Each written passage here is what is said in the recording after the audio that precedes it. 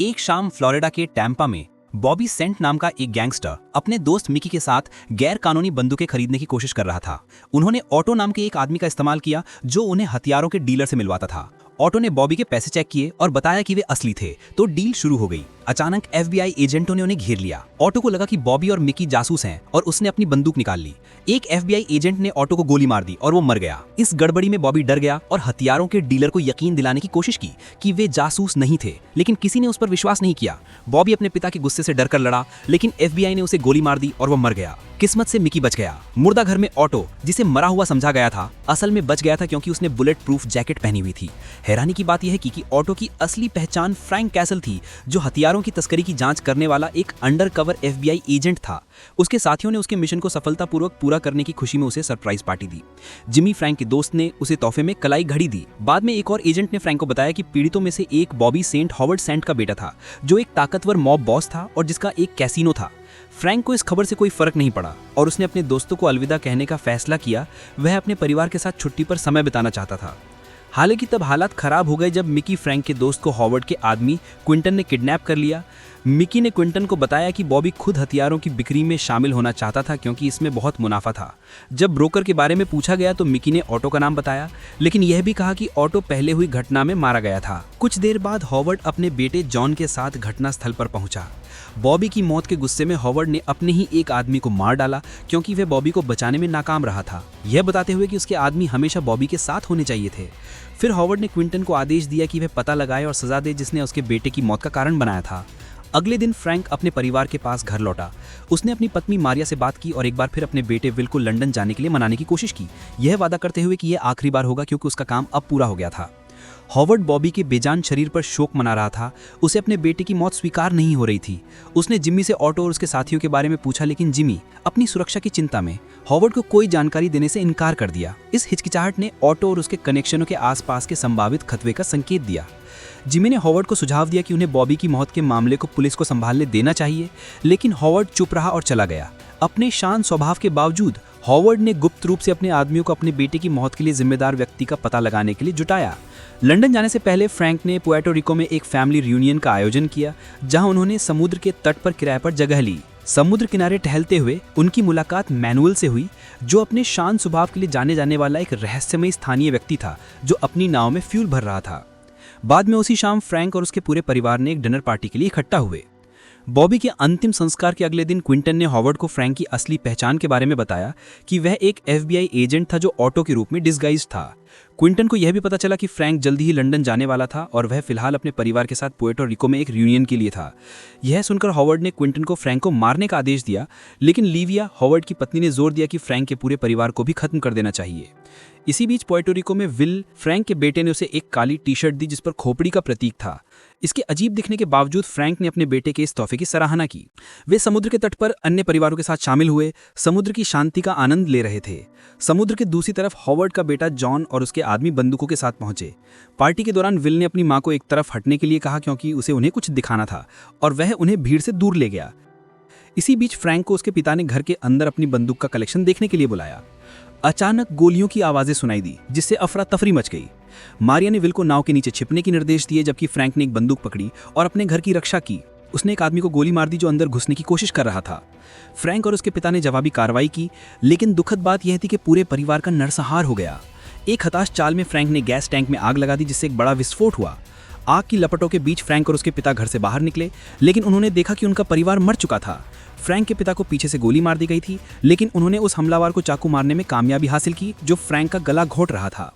मारिया और विल एक कार में भागने की कोशिश कर रहे थे, लेकिन जॉन के आदमियों ने उनका पीछा किया। फ्रैंक ने बीच बचाव किया, हमलावरों को अक्षम किया और मोटरसाइकिल पर मारिया से मिलने के लिए दौड़े। उनके प्रयासों के बावजूद मारिया की कार पर गोलीबारी की गई और वो पलट गई, जिससे वे गंभीर खतरे में पड़ गए। मारिया और विल कार दुर्घटना में घायल होने के बाद एक खाली घर में शरण ली, लेकिन उन्हें कोई मदद नहीं मिली। जैसे ही जॉन की कार पास आई, वे डॉक की ओर भागे, लेकिन जॉन की कार ने उन्हें टक्कर मार दी, जिससे वो गंभीर रूप से घायल हो गए। फ्रैंक ने इस भयानकता को देखकर उनकी मदद के लिए दौड़ लगाई, लेकिन उन्हें बेजान पाया। उसने जॉन की कार पर गोलीबारी करके जवाबी कार्रवाई की, लेकिन उसके पैरों और बाजुओं में गोलियां लगी, जिससे वह खड़ा नहीं हो सका। अपनी चोटों के बावजूद फ्रैंक ने जवाबी कार्रवाई करने की कोशिश की, लेकिन उसके पास गोलियां खत्म हो गई। जॉन ने उसे बेरहमी से पीटा, फिर उस पर गैसोलीन डाल दिया। क्विंटन ने गैसोलीन में आग लगा दी, जिससे विस्फोट हुआ और फ्रैंक मरता हुआ प्रतीत हुआ। जॉन और उसके आदमी ये मानते हुए चले गए कि उनका बदला पूरा हो गया है। चमत्कार से फ्रैंक बच गया और समुद्र के किनारे शरण ली। मैनुअल ने आखिरकार उसे बचाया।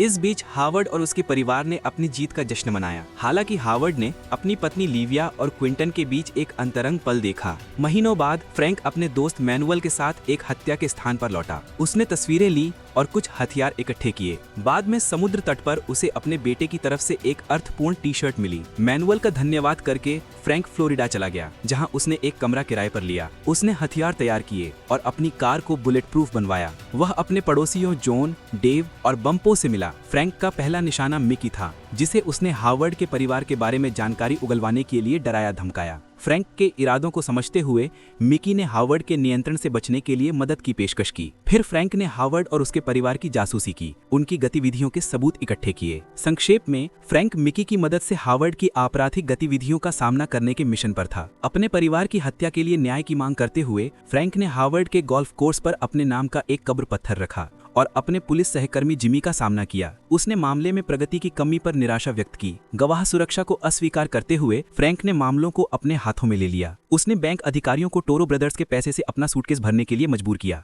और बाकी पैसे बिल्डिंग से फेंक दिए, जिससे अराजकता फैल गई। उसके बाद उसने अधिकारियों को मार डाला। टोरो ब्रदर्स अपने पैसे बर्बाद होने से गुस्से में हावर्ड से अपनी साझेदारी का आश्वासन मांगा। इस बीच अपार्टमेंट बिल्डिंग में जॉन के शोरगुल वाले बॉयफ्रेंड और पड़ोसियों डेव और बम्पो के बीच एक झगड़ा छिड़ गया, जिससे तनाव बढ़ गया। फ्रैंक ने तब हस्तक्षेप किया जब जॉन के बॉयफ्रेंड ने उस पर चाकू से हमला किया। उसने तुरंत उसे बेबस कर दिया। कृतज्ञ डेव ने अपनी सराहना व्यक्त की, यह बताते हुए कि किसी ने भी कभी उसके लिए स्टैंड नहीं लिया था। जॉन ने भी फ्रैंक का धन्यवाद किया, उससे बातचीत करने की कोशिश की, लेकिन वह उदासीन रहा और चला गया। फ्रैंक ने बाद में क्विंटन को फंसाने की साजिश रची, सबूत प्लांट करके और उसे लिविया की कार का उपयोग करके होटल में मिलने के लिए मजबूर करके। फ्रैंक ने क्विंटन को फंसाने के लिए एक परिदृश्य तैयार किया, उसे कथित अंतरंग तस्वीरों से ब्लैकमेल करके। उसने होटल में क्विंटन की देरी को इस तरह से किया कि हावर्ड में संदेह पैदा हो, जो मिकी द्वारा क्विंटन की वहां मौजूदगी का उल्लेख करने के बाद संदिग्ध हो गया था। अगले दिन फ्रैंक की संयोग से जॉन, बम्पो और डे से एक रेस्तरां में मुलाकात हुई, जहां एक अजीबोगरीब गिटार बजाने वाला अजनबी अंदर आया। हैरी नाम के एक आदमी ने अपनी तेज निगाहों से फ्रैंक को इंट्रिग्ड किया, लेकिन आखिरकार उसने बस अपने गिटार के साथ गाया, फ्रैंक को जानने का दावा करते हुए और अपने अंतिम संस्कार में गाने की इच्छा व्यक्त की। बाद में जब फ्रैंक एक पुल पर रुका तो हैरी ने उसकी कार में टक्कर मारी, उस पर गोलीबारी की। फ्रैंक भागा, लेकिन एक पैदल यात्री से बचते हुए दुर्घटनाग्रस्त हो गया। हैरी की बंदूक का सामना करते हुए फ्रैंक ने एक त्वरित चाल में हैरी को अक्षम करने के लिए एक चाकू का इस्तेमाल किया और अपनी कार में भाग गया। एक और रात जॉन ने टोरो ब्रदर्स के पैसे ले जाने वाली नाव के नीचे एक बम खोजा और उसके विस्फोट से बाल बाल बचा। उसने फ्रैंक को पास में देखा। इस बीच क्विंटन ने हावर्ड को पैसे के विनाश के बारे में बताया, जिससे वो क्रोधित हो गया। जब टोरो ब्रदर्स ने जवाब मांगा तो तनाव बढ़ गया। टोरो ब्रदर्स के दबाव में हावर्ड ने अनिच्छा से एक और मौका देने पर सहमति व्यक्त की, लेकिन गुप्त रूप से क्विंटन को फ्रैंक को खत्म करने के लिए एक रूसी हिटमैन को किराए पर लेने का आदेश दिया। फ्रैंक के अपार्टमेंट में जॉन ने उसे रात के खाने पर आमंत्रित किया, अपनी भावनाओं को व्यक्त किया, लेकिन फ्रैंक अपने परिवार के लिए अभी भी दुखी था, वह इसका जवाब नहीं दे सका। बाद में एक रूसी हिटमैन ने फ्रैंक पर हमला किया, उसे बेरहमी से पीटा, जबकि जॉन और अन्य लोग संगीत पर नाचते हुए अनजान थे। फ्रैंक के वापस लड़ने के हताश प्रयासों के बावजूद हिटमैन उसे तब तक काबू में रखता है जब तक फ्रैंक उस पर उबलता हुआ पानी डालकर उसे बिल्डिंग से धकेलने में सफल नहीं हो जाता। जॉन फ्रैंक के घावों की मरहम पट्टी करती है, क्योंकि वह अस्पताल में भर्ती होने से इनकार कर देता है। जल्द ही डेव जॉन, क्विंटन और उनके आदमियों को अपार्टमेंट में आते हुए देखता है। डेव फ्रैंक को छिपाने का सुझाव देता है जब जॉन और क्विंटन आते हैं और चमत्कारिक रूप से अपार्टमेंट में एक गुप्त कमरा खोजता है। फ्रैंक के घावों का इलाज करने के बाद वे उसे वहां छिपा देते हैं, जबकि क्विंटन की पूछताछ का सामना करते हैं।